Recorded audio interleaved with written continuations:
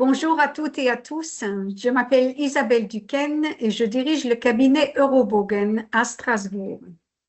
Aujourd'hui, je suis avec Frédéric Marmouzet qui dirige le cabinet Ocean Partner Consulting à Nantes.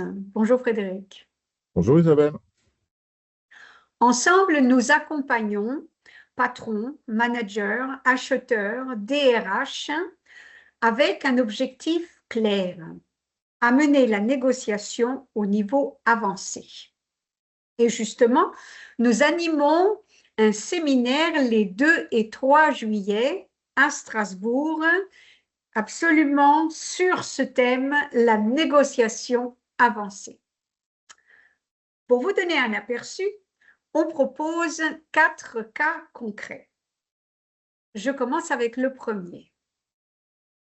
Il s'agit d'une chef d'entreprise qui dirige une équipe de managers bien expérimentés.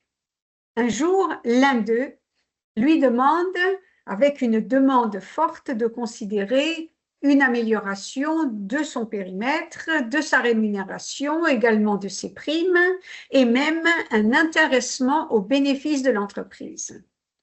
Cela rend pour elle une situation quand même avec pas mal de difficultés. Alors Frédéric, en quoi une telle demande de négociation est-elle si délicate à mener? C'est délicat parce qu'à ce niveau-là, on ne négocie pas juste un package. En réalité, notre dirigeante doit gérer 3 dimensions. Il y a une dimension économique, ce que la décision coûte aujourd'hui, ce qu'elle coûtera demain pour l'entreprise. Ensuite, il y a une notion d'équité interne. Qu'est-ce que cette décision raconte aux autres cadres? Et puis enfin, il me semble qu'il y a une dimension humaine sous pression qui vient percuter tout ça. Ça touche l'ego, ça touche la loyauté, ça touche la communication. Alors concrètement, notre dirigeante doit bien connaître ses lignes rouges. Elle doit connaître ses marges de manœuvre. Et elle doit se préparer à faire des concessions, oui, mais des concessions conditionnelles. Alors c'est sensible, oui, parce qu'on ne veut pas perdre un talent, tout simplement. Mais c'est aussi l'occasion de clarifier la situation et peut-être, dans certains cas, d'assumer qu'un départ, c'est la meilleure solution, ou en tout cas, c'est la solution la plus saine. L'enjeu au final, c'est d'établir un accord défendable, déployable, vivable, en cohérence avec les valeurs de l'entreprise et bien sûr de sa dirigeante. C'est pas toujours évident, mais c'est exactement là que commence la négociation avancée. À mon tour de t'interroger, Isabelle, je OK. voudrais te parler de Jean. Jean est directeur des achats dans une PME dans le domaine de l'électronique. Un fournisseur stratégique qui est basé au Maroc. Et puis un jour, celui-ci, brutalement, lui annonce une hausse tarifaire de 40%. Ils se connaissent bien, ils travaillent ensemble depuis 5 ans. Alors Jean prend un billet pour Casablanca et il prévoit 3 jours sur place. Isabelle, pourquoi 3 jours sur place alors qu'un simple aller-retour, dans la journée peut-être, aurait pu suffire? Non, non, il a raison, Jean. C'est bien, c'est bien. 3 jours sur place, c'est très bien. En fait, il doit comprendre la réalité économique de son fournisseur. C'est pour ça qu'il va sur les lieux, pour bien comprendre les coûts, les prix, les marges. Est-ce que les salaires au Maroc ont augmenté? Quelles sont les contraintes locales? Sans cette lecture objective des faits, il ne peut pas comprendre cette hausse, la justification de cette hausse, et peut-être qu'elle n'est pas si justifiée de manière par les faits, mais qu'il y a une autre raison. Donc, il va falloir creuser.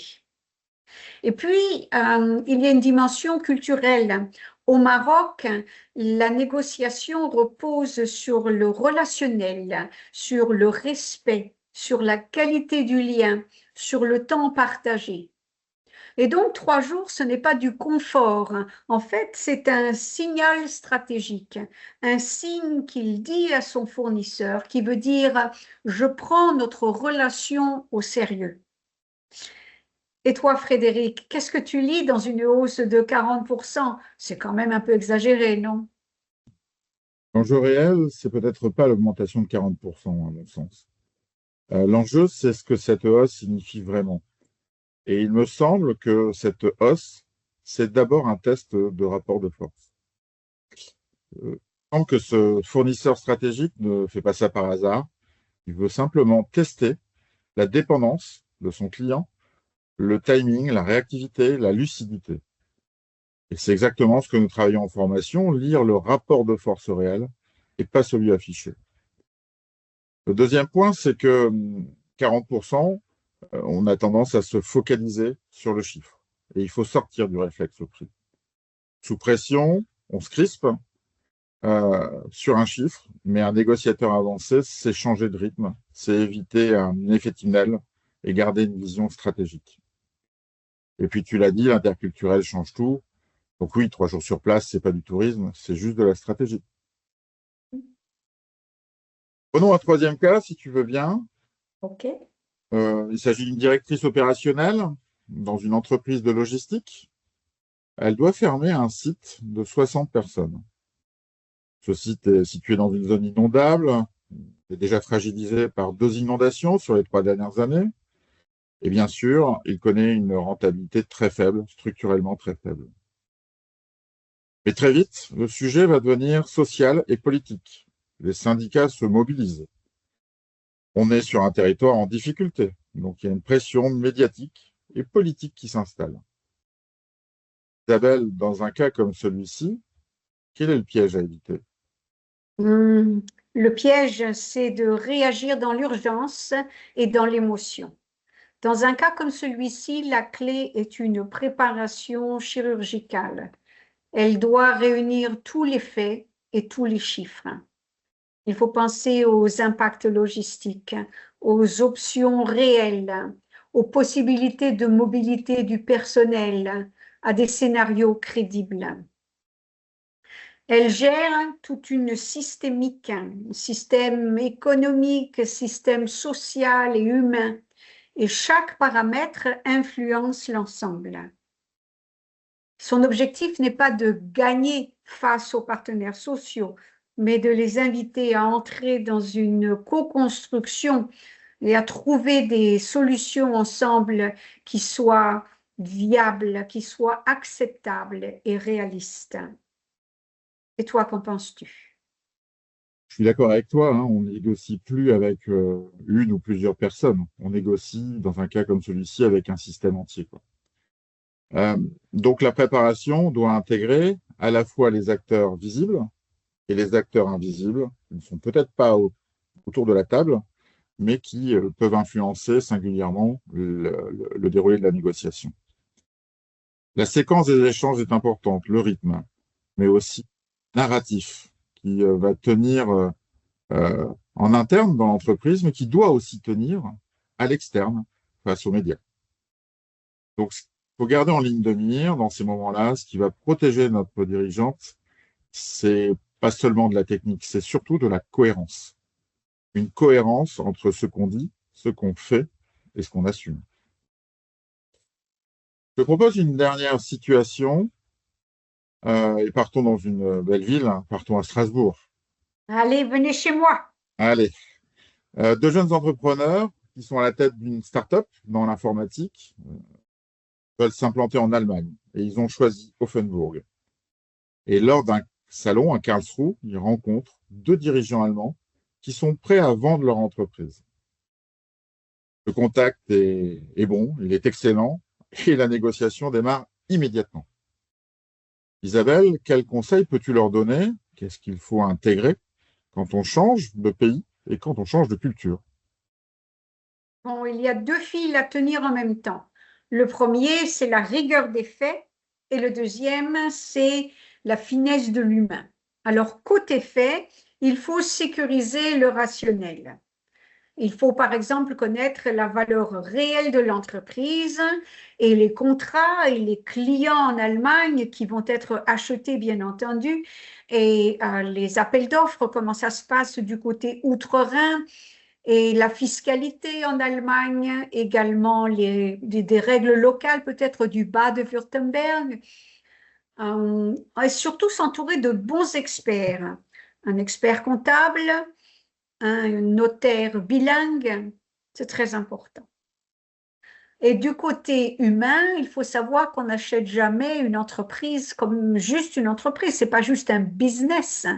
On achète aussi une histoire, peut-être une transmission intergénérationnelle entre une ou plusieurs générations.